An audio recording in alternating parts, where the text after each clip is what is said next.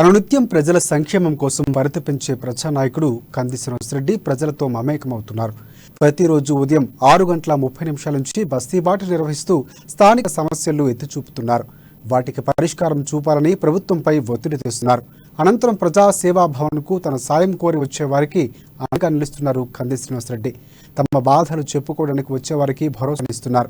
ఇప్పటి వరకు ఆదిలాబాద్లో ఏ నాయకుడు చేయని విధంగా అనేక సామాజిక సేవా కార్యక్రమాలు చేస్తూ ప్రజానేతగా ప్రజల్లో చెరగని ముద్ర వేసుకున్నారు. ఏ సమయంలోనైనా శ్రీనన్న అని వేస్తే నేనున్నా అంటూ వారికి కొండంత అండగా నిలబడుతున్నారు. కంది శ్రీనన్న అంటే జనం మనిషిగా జనం మెచ్చిన నేత ఎవరంటే కంది శ్రీనన్న అనేంతగా జనంతో కలిసిపోతున్నారు. అందుకే ఆదిలాబాద్ నియోజకవర్గంలో ఏ తలుపు తట్టినా కంది శ్రీనన్న స్పర్శే కనిపిస్తోంది. ఏ గడపనెక్కినా కంది శ్రీనివాసరెడ్డి పేరే వినిపిస్తుంది.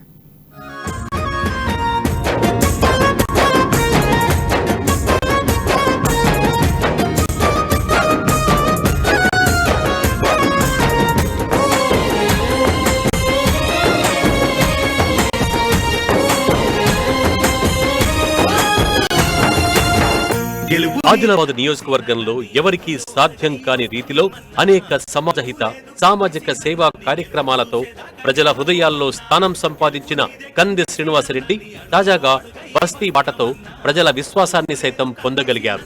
బస్తీ బాటలో భాగంగా పట్టణంలోని అనేక ప్రాంతాలు చుట్టి వచ్చిన ఆయన స్థానిక ఇందిరా ప్రియదర్శిని స్టేడియాన్ని సందర్శించారు. వాకర్స్ తో కలిసి నడుస్తూ వారి సమస్యలు తెలుసుకున్నారు. అక్కడే జాగింగ్ చేస్తున్న యువకులు కంది శ్రీనివాసరెడ్డిని తమను తాము పరిచయం చేసుకున్నారు. ఆర్మీకి ఎంపికయ్యేందుకు కసరత్తు చేస్తున్న యువకుల్ని అభినందించిన కంది శ్రీనివాసరెడ్డి వారికి ఆల్ ది బెస్ట్ చెప్పారు.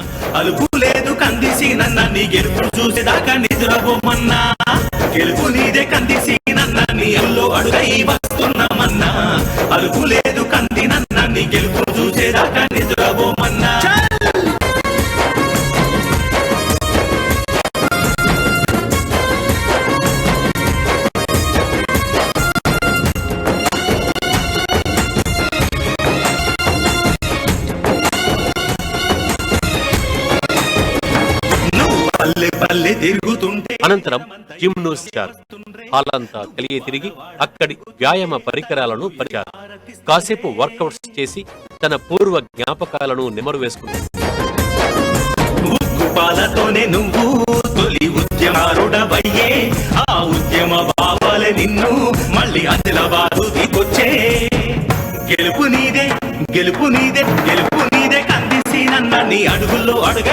ఉదయం నడక మనిషి ఆరోగ్యానికి ఎంతో మేలు చేస్తుందని, తనకు ట్రాక్ పై వాకింగ్ చేయాలని ఉన్న ఉదయం 6:30 నుంచి బస్తీబాట కార్యక్రమంలో నిమగ్నమనడం వల్ల సాధ్యం కావడం లేదన్నారు.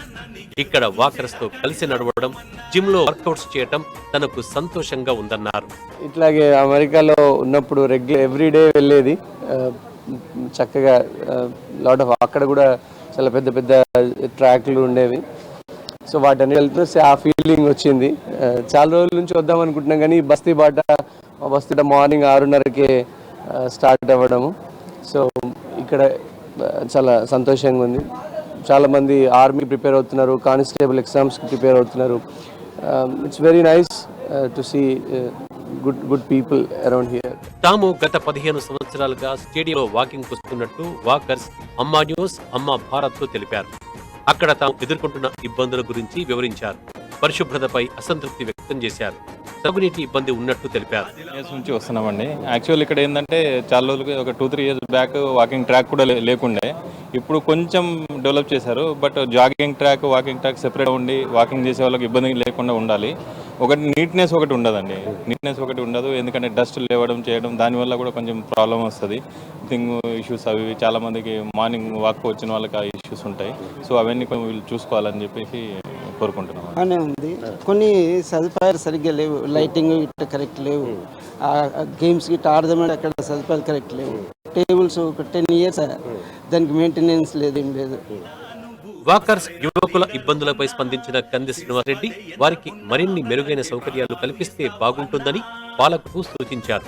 ఇక్కడికొచ్చే యువకులకు మైదానంలో వాకింగ్, కసరత్తులు చేసేందుకు ఎలాంటి షరతులు లేకుండా అనుమతించాలన్నారు. ఆర్మీ సెలక్షన్ కోసం, దేహదారుఢ్య వ్యాయామం కోసం వచ్చే యువకులను గ్రౌండ్ సిబ్బంది ఇబ్బంది పెట్టడం సరికాదన్నారు.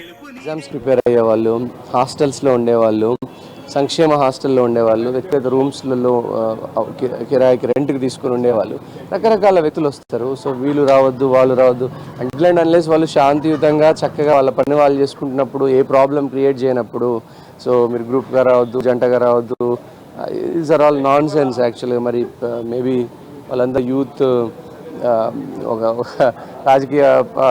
రాజకీయ పార్టీకి వ్యతిరేకంగా ఉంటారన్న ఉద్దేశంతో వాళ్ళని రానియకపోవడం మంచిది కాదండి. అందరినీ సామరస్యపూర్వకంగా చక్కగా చూడాలి. ఆ తర్వాత ప్రిపేర్ అవుతున్న వాళ్ళు యూత్ స్పోర్ట్స్కి ప్రిఫరెన్స్ ఇచ్చే వాళ్ళకి ఇంకొకటి ఇంతకంటే కొంచెం పెద్ద సైజులో ట్రాక్ ఏదన్నా నిర్మించాలనేది నా కోరిక అండి.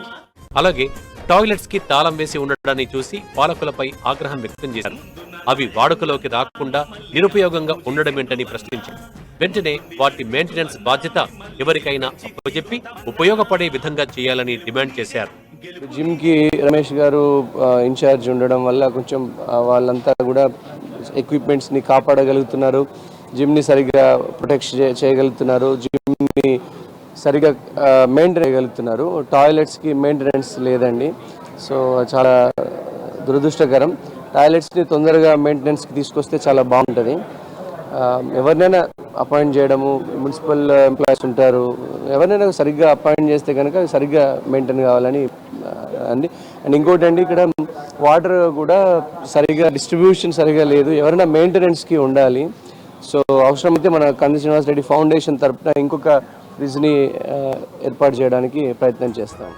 ఈ కార్యక్రమంలో సంతోష్ రెడ్డి, సంజీవ్, ఇష్టారెడ్డి, లింగన్న, ఆడే విఠల్, గెడం అశోక్, విశ్వనాథ్ గెడం, రాజ్ కుమార్, రిషి, కదరపు దేవిదాస్ తదితరులు పాల్గొన్నారు.